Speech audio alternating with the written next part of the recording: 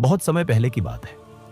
एक विशाल वन के मध्य सुवर्ण ग्राम नाम का नगर था। नगर चारों ओर से खेतों, बागों और नदियों से घिरा था। वहां के लोग परिश्रमी और समय के पाबंद थे। सुबह होते ही खेतों में हल चलने लगते।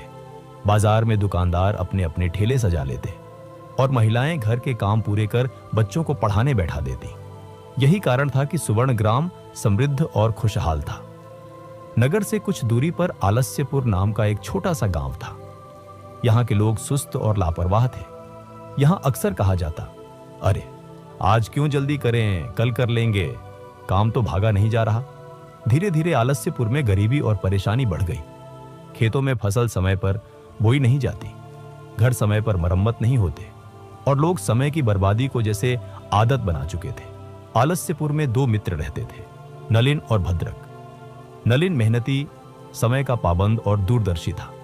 वह जानता था कि हर पल की कीमत होती है।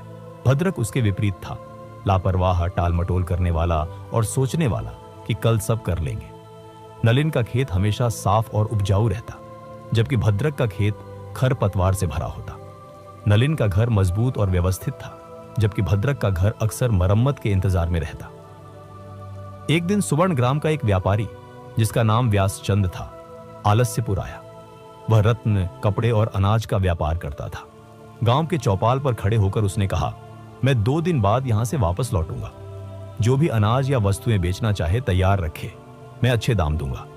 नलिन ने यह सुना और तुरंत काम पर लग गया। वह खेत गया, पके अनाज की फसल काटी, उसे धूप में सुखाया, साफ किया और बोरों में भरकर तैयार कर दिया। शाम को उसने भद्रक को भी बताया, मित्र, यह अच्छा अवसर है, अनाज तैयार कर लो, व्यापारी अच्छे पैसे देगा। भद्रक ने हंसते हुए कहा, अरे अभी तो 2 दिन है, कल कर लेंगे, आज तो पेड़ के नीचे आराम करेंगे। नलिन ने गंभीर स्वर में कहा, भद्रक, समय पर काम करना ही असली समझदारी है, अवसर बार बार नहीं आते। भद्रक ने फिर हंसते हुए कहा, तुम्हें तो हमेशा जल्दी रहती है। 2 दिन बाद व्यापारी गांव लौटा। नलिन का अनाज देखकर उसकी आंखें चमक उठी। उसने नलिन से सारा अनाज खरीदा और अच्छा मुनाफा दिया। जब व्यापारी भद्रक के घर पहुंचा तो वहां गीला और अधा सड़ा अनाज पड़ा था। व्यापारी ने सिर हिलाकर कहा, मित्र, यह तो बेचने लायक नहीं है, इसे लेने पर मुझे घाटा होगा। भद्रक चुप रह गया और व्यापारी आगे बढ़ गया। उस रात भद्रक नलिन के घर बैठा और बोला, काश मैंने भी तुम्हारी तरह समय पर काम कर लिया होता। नलिन ने कहा, मित्र, समय एक बहता हुआ पानी है।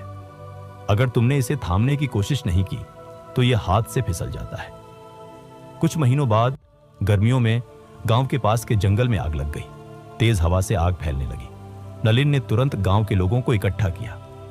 दोस्तों, अगर हमने अभी पानी डालकर आग पर काबू नहीं पाया तो यह हमारे गांव को भी जला देगी। भद्रक ने फिर कहा, अभी तो आग दूर है, कल देख लेंगे। पर रात होते होते आग गांव के किनारे पहुंच गई। कई घर जल गए। नलिन का घर सुरक्षित रहा, क्योंकि उसने पहले ही अपने घर के चारों ओर गीली मिट्टी का घेरा बना दिया था। भद्रक का घर राख हो गया।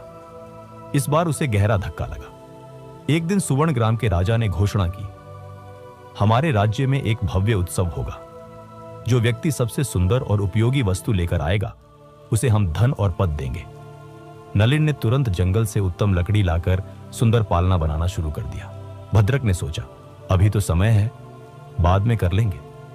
जब उत्सव का दिन आया, नलिन ने सुंदर पालना राजा को भेंट किया।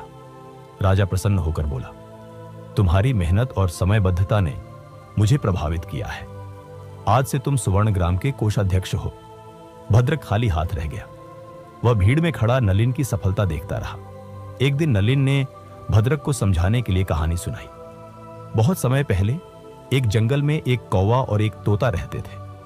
गर्मी के मौसम से पहले तोते ने अपना घोंसला मजबूत किया, पत्ते और लकड़ी जमा की। कौवा बोला, अरे अभी तो मौसम अच्छा है, क्यों मेहनत करें। लेकिन जब बारिश आई तो कौवे का घोंसला टूट गया और वह भीगकर कांपने लगा। तोता अपने सुरक्षित घर में आराम से रहा। नलिन ने कहा, भद्रक, समय की कद्र न करने वाला व्यक्ति उसी कौवे की तरह होता है। भद्रक ने कहा, हां, कल से मैं बदल जाऊंगा। नलिन मुस्कुरा दिया, क्योंकि वह जानता था कल कभी नहीं आता। 1 साल बाद आलस्यपुर में भीषण अकाल पड़ा। बारिश समय पर नहीं हुई। फसलें सूख गईं, जिनके पास अनाज और पानी जमा था वे बच गए। नलिन ने अपने भंडार से कई लोगों की मदद की। भद्रक भूखा और बीमार हो गया। उसने नलिन से कहा, मित्र, अब मैं समझ गया कि समय की कीमत क्या है। काश मैंने पहले ही सीख ली होती। नलिन ने पानी पिलाते हुए कहा, भद्रक, समय एक नदी की तरह है, एक बार बह गया तो फिर कभी नहीं आता। इसका सही उपयोग ही जीवन की असली सफलता है।